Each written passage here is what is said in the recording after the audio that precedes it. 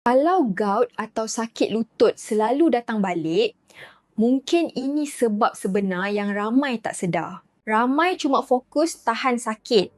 Tapi pakar kaji punca sebenar keradangan dalam badan. Ada kajian klinikal libatkan lebih 100 peserta dengan masalah sendi. Gabungan curcumin daripada kunyit dan boswellia diuji serentak, bukannya secara berasingan. Hasilnya menunjukkan sokongan terhadap keselesaan dan fungsi sendi selepas beberapa minggu.